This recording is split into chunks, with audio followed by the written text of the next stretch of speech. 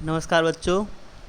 सिद्धार्थ शिक्षा सदन सोयत रोड द्वारा चलाई जा रही ऑनलाइन क्लास में आप सबका स्वागत है।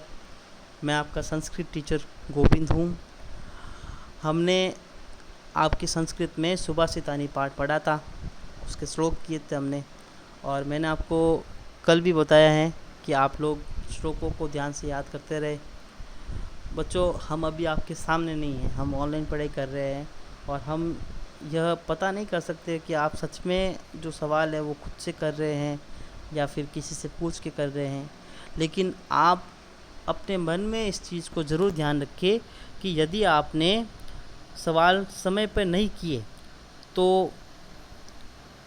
आप लोग जो है उनको याद नहीं कर पाएंगे। फिर दूसरी बात, आपने अगर सवाल खुद से नहीं किए तो आप उनको जब आपके टेस्ट होके तब नहीं कर पाएंगे। तो बच्चों, मेरा कहना यही है कि आप जो सवाल है उनको स्वयं करें, अपने दोस्तों की मदद नहीं लें। आप खुद करेंगे तो आपको उसमें समस्या जो होगी वो सामने दिखाई देगी, और जब आपको समस्या होगी तब आप अपने विषय अध्यापक से पूछकर उसे सॉल्व करेंगे। तो आप एक चीज़ समझ लीजिए कि जब तक आप खुद यह काम नहीं करेंगे तब तक आप कुछ नहीं कर सकते। ठीक है, तो अब आज आप जो है आपका सुभाषितानी पाठ था, उसके हम सवाल करेंगे। सवालों को ध्यान से देखना है और इनको याद भी करना है। तो चलो देखो, सबसे पहला जो आपका सवाल है उसमें तो ये लिखा हुआ है सर्वान श्लोकान सस्वरम गायत, यानी सभी श्लोक जो है वो सस्वर गाए, याद करें उनको। फिर दूसरा सवाल देखिए आपका, यथा योग्यम श्लोकासान मेलियत। योग्य जैसे है वैसे सीधे सीधे मतलब आप इन श्लोकों को अंश है उनको मिलान करना है।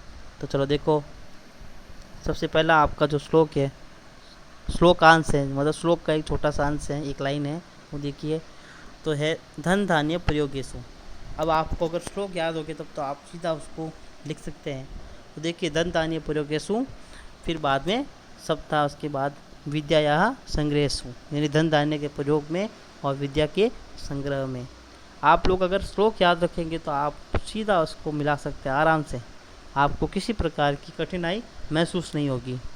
फिर देखिए, विस्मयो न ही कर्तव्य, विस्मय नहीं करना चाहिए। और उसके बाद था बहुरत्ना वसुंधरा, यानी हमारी जो धरती है वो बहुत रत्नों वाली है।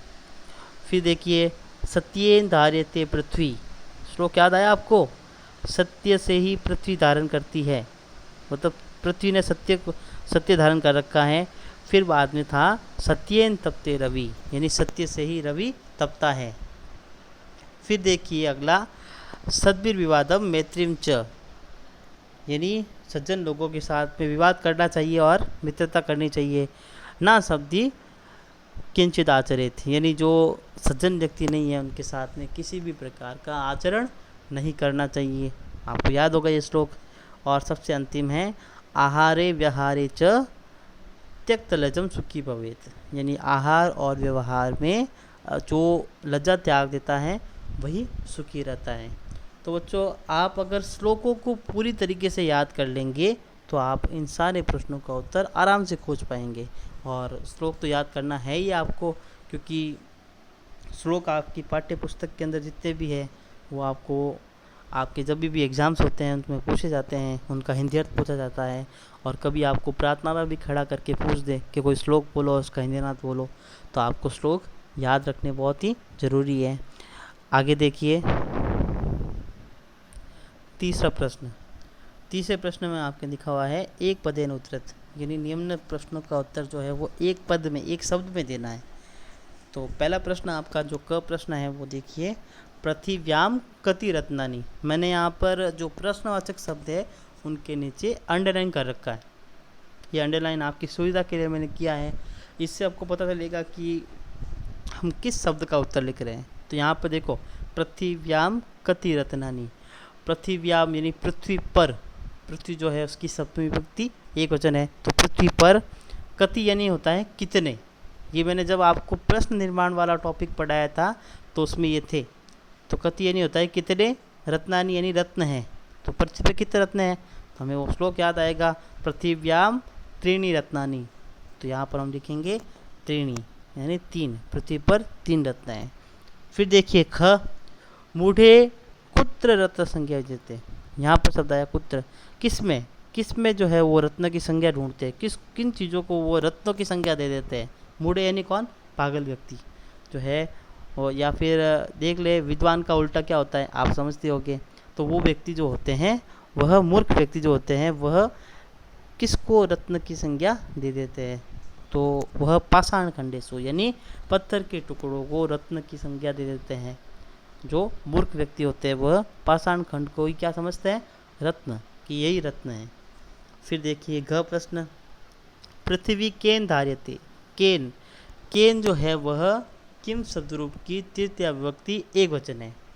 कौन सा किम शब्दरूप है, उसकी तृतीय विभक्ति एक वचन, और वो भी पुल्लिंग वाला। वैसे पुल्लिंग और नपुंसकलिंग जो है वो दोनों इसकी तृतीया से सप्तमी तक सेम होते हैं, तो आप चाहे तो इसको पुल्लिंग माने या नपुंसकलिंग। लेकिन यहाँ पर जब शब्द आएगा सत्य शब्द, सत्य अकारांत पुल्लिंग शब्द है, इसलिए पुल्लिंग है यहाँ पर। तो केन, केन यानी किसके द्वारा, तो सत्य के द्वारा है। तो हम जैसे यहाँ पर केन में तृतीय विभक्ति एक वचन जोड़ा, वैसे ही हम सत्य के साथ में भी तृतीय विभक्ति एक वचन जोड़ेंगे, तो शब्द आएगा सत्येन, यानी पृथ्वी जो है वो सत्य के द्वारा धारित है।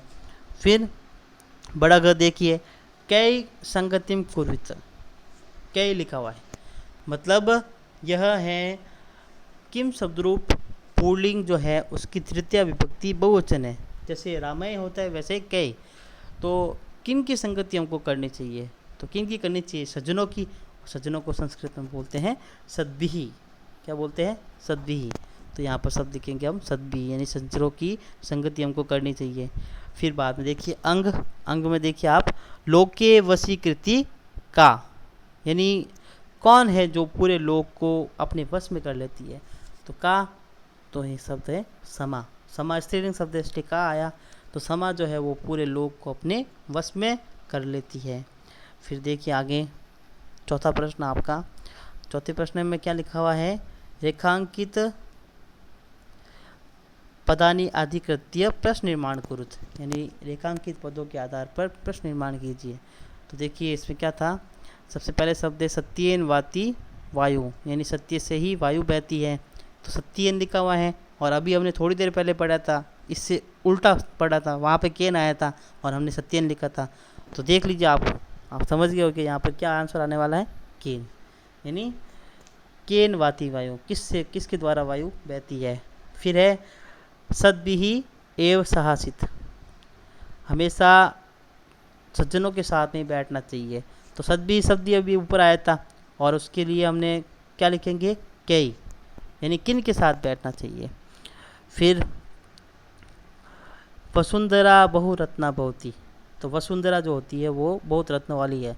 तो कौन होती है, कौन के लिए शब्द आएगा का।